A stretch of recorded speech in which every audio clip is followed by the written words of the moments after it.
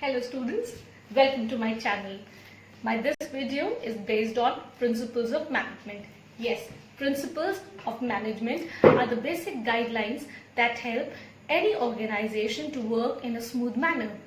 These principles serve to be highly beneficial for all the organizations, whether these firms are working in a greater level or they are working at a smaller level or in a medium type of a firm. Yes, basic principles of management or the basic guidelines which are there into the principles of management help all types of firm, all types of organization to focus on various activities which are required for them to manage their enterprise.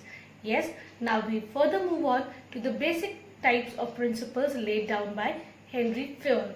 Henry Fayol was a practitioner who worked as a mining engineer in a factory. Coincidentally, his factory didn't work. It was into the mode of being shut down, because of which he then initiated to build up these principles of management by which he was able to bring back the firm into the correct form.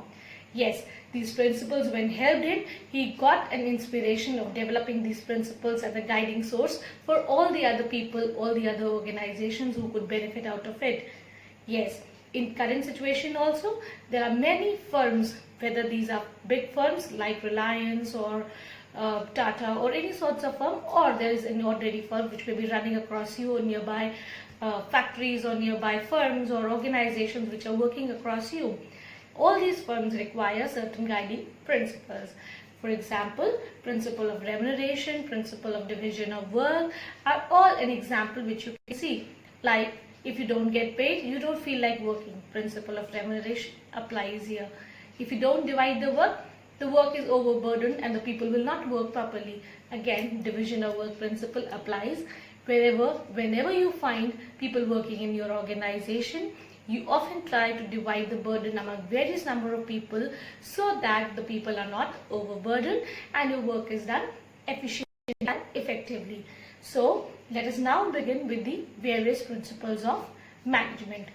We in this video will be discussing only the first 7 principles of management laid down by Henry Fayol. Right? The first principle goes like this. First principle is division of work.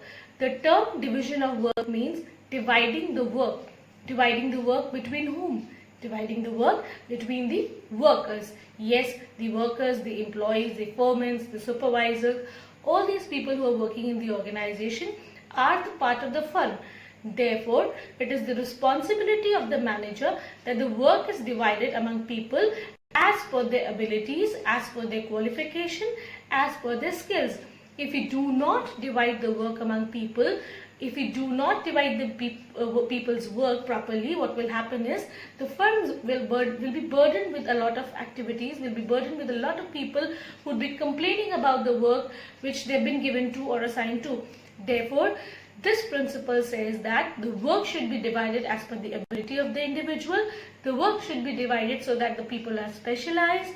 The work should be divided that way it will be able to create a smoother atmosphere in the organization. Why? Because people will be working as per their ability, people will be working as per their qualification, people will be working as per their experience, and therefore with all these abilities they are now able to work in a specialized manner.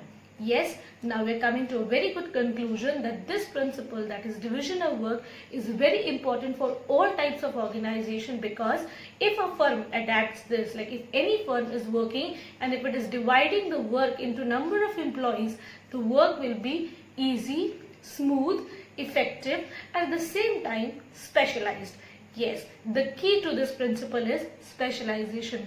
This principle focuses on specializing the work, dividing the work, and reducing the burden of the employees. So let's see the summary of the same. We now come to the next principle, that is the authority and responsibility. Authority and responsibility principle says that there are 2 terms associated with all enterprise: the authority and the responsibility. It means anybody who's working in the organization is vested with some power. Vested with some power means given some power, given some right, or given some privilege to work in a better manner. At the same time, with this power, the person is equally responsible that whatever power he has been given, whatever right he has been given, he is using those rights wisely. That means, like, if I as a teacher give you some rights as a monitor, and if you do not work it wisely, that means you're not using your powers wisely. Similarly, in an organization, if manager assigns certain kinds of right to his subordinate and the subordinate is not ready to adapt himself to the instructions given or to work as per the guidelines set by the superior, he would definitely be misusing those rights. And misuse of rights is again manipulating with the responsibility principle. Here we all try to say that everybody who is given work in the organization must be given some power, must be given some right, must be given some sort of authority in its own self or freedom in its own self, that decisions can be made at the same level. That means anyone who is working in your organization must have the privilege to work in the manner the person wishes to. At the same time, when he is given the power, he will be automatically becoming responsible for the same work to be completed. For example, if I am assigned to complete 100 pages of assignment, that means I have the power to make it as per my will. At the same time, I am bound to make it of 100 page. That means my authority is the way I want to do it, but my responsibility is that it has to be a 100-page assignment. So, this is the conclusion of authority and responsibility principle, which says that authority means the power, whereas responsibility means the obligation that is joining along with the authority. So let us now conclude this principle, authority and responsibility. The third principle over here deals with the principle of discipline. Discipline means the obligation to rules and regulations of any organization. This means all organizations who are working throughout the nation, throughout the world, are always made up with certain rules, certain regulations, or certain bounded guidelines which every individual in the firm has to follow. Like if we go to some of our workplace, if we go to some of our organizations, some of the religious place, some of the weddings, some of the events, it is always disciplined, it is always planned and created as per a schedule. Like these schedules are framed, like these time slots are framed, similarly the rules are also framed in the organization. Discipline means adhering to the laws, adhering to the rules and obeying what is being instructed by the superiors. When discipline prevails in the organization, the people are working smoothly, the people are able to work according to their instructed guidelines, the people are able to work with more cooperative people around them. That means if in a firm the principle of fear like discipline follows, it will be creating a better environment for the people to work. It will be giving them a lot of freedom to work. Freedom to work here does not mean misusing the freedom. Freedom here means freedom to work in a better atmosphere with a stipulated time period. When disciplined atmosphere prevails, everything is time bound, everything is in a planned manner. Therefore, discipline brings upon the work to be executed in the best way. So this principle of Fayol was like, the Fayol's principle said that there must be discipline in the organization. People must be disciplined to follow the guidelines. People must obey the rules and regulations. People must abide by the guidelines set by the organizations. If all these things are done in any organization, be it a big firm, be it a small firm, be it a medium firm, if it is prevalent, then automatically the organization will be able to achieve its targets and goals. So here is the conclusion of the principle of discipline. Now we come to the next principle, that is unity of command.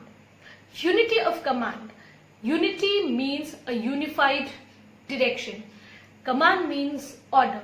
That means in any organization, in any place where people are working, if the instructions or if the guidance are not synchronized, if the instructions are not given by one individual and is followed by multiple orders or multiple instructions by various superiors running ahead of him, it will be creating a lot of confusion in the mind of the subordinate.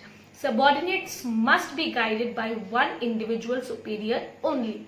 This principle says one boss, one subordinate. That means there's one boss on the top and one subordinate listening. The rule goes there should not be multiple bossing system because it may confuse the subordinate whom to obey or whom to follow, or at the same time he may create an excuse. An excuse like, I was already given a work, therefore I'm not willing to work the other person's job. Why? Because the work given by the person was quite much more than the work that could be done by the other person. So similarly, you can see here that in any organization, if you try to burden subordinate with a lot of instructions by multiple bossing system, it will automatically be wrong. We all gave an advice to all the managers that all the managers must ensure that one subordinate is guided by one superior only. Here it does not mean like if I am the superior, I can instruct only one person. It means like if you are the subordinate or if I am the subordinate, I must not be ordered by many people. I must be ordered by one individual only. So this is the principle of unity of command. One boss, one subordinate. Now let's summarize the principle of unity of command. Next now we have the principle of unity of direction. The principle of unity of direction focuses on directing tiny aims, tiny goals or individual aims of the firm's employees into the fruitful goals of the organization. It means little efforts lead to collection of the organization goal. It says, Fuel wanted to convey this, that every part of the organization leads to the activities that will let us to achieve the goals of the firm. Means every level, at every place, at every type of firm, we need to focus on the targets. We need to focus on our individual aims. If our individual aims are not achieved, if you're not able to achieve what we have been given as targets, like supposingly I am the manager of a particular level of the firm, if I am not able to complete my duties, if I am not able to achieve my targets, somewhere I am not contributing to the goal of the firm. That means, he said, every individual working in the organization must cooperate to the achievement of goals of the firm, because all these efforts put it up by the individual sum up to be a part associated with the main goal or the main target of the organization. Here he tried to say that direction is a principle which will be leading all the individual efforts by the firm's employees into a collective output that is called the goals. Yes, the goals are achieved only when the firm's individual people are putting a lot of efforts individually to achieve the targets. If their target is achieved, automatically the firm will be able to achieve the target. So here's the summary of the principle of unity of direction. It says, now we move to the other principle, that is the principle of subordination of individual interest to the general interest. This principle says that subordination, that means lowering your own personal interest to that of the organizational interest. This principle says that any individual who is working in the organization must not aim for making only his career at the top. If you are working in an organization, it is very obvious in a personal note that you want to achieve goals of your individuality. You want to achieve your own aim, or if you want to have a good career, you are working in an organization in order to make your career. But your career should not always be the priority. Yes, you can prioritize your own abilities. You can make your aims a target for yourself. But at the same time, you must also see that there should be no clash of interest of yours with that of the firm's goal. If your firm's goal is clashing with that of your personal goals, you need to suffer. Why? Because you are focusing on your individual goals and therefore the firm's goal are left unattended.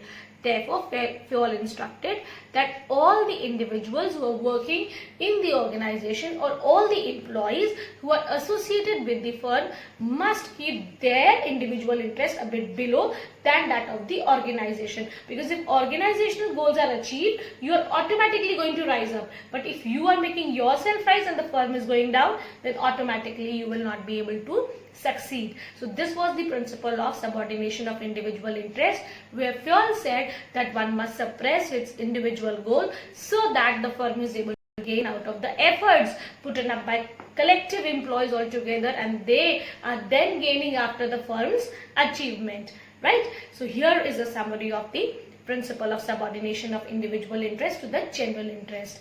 Now we move to the last topic of the video, that is the principle of remuneration. This principle of remuneration describes a very simple concept. If I ask you to work for my firm and I say that I'm not going to pay you any money out of it, then what will happen? You're going to work for me in charity for a day, for a 2 day, for a 3 day, for a 15 day, a month, or maybe a more time than a 2-3 months. But what beyond that? At the end of certain time period, what you'll be doing is, I'm extremely sorry and I won't be able to continue with the organization because it is not benefiting me in any manner. Right? So this is what principle of remuneration says, that when you're saying that you are having an employee in your organization, when you're saying that the employees are associated to you, they're automatically associated for the basis of earning money. If they do not get anything in return, if they do not gain anything out of your organization, they will definitely not be willing to be a part of your firm. Remuneration means something in return, something in the form of money, or something in form of rewards, perquisites, perks, or any kind of allowances that add to the individual's benefit in terms of money. Right? So remuneration principle says that in any organization, if you find any people working without money, the person would not be working with more of heart, because the person who is working in the organization always expects something in return. So similarly, if you are starting a business or if I am starting a business, I must always make a point that if I have to appoint some person in my organization or if I have to hire some person in my organization, I must focus on this level of remuneration to see that my employees are satisfied with what I am paying to them. So here is the principle of remuneration, which will help you to understand that remuneration is only valid when you are paying them well, when you are going to help them to achieve their individual fantasies by the motive of getting money. Maybe the money would be helping them to earn a better livelihood or a lifestyle, or maybe their other dreams could be satisfied out of it. So here's the conclusion or principle of remuneration.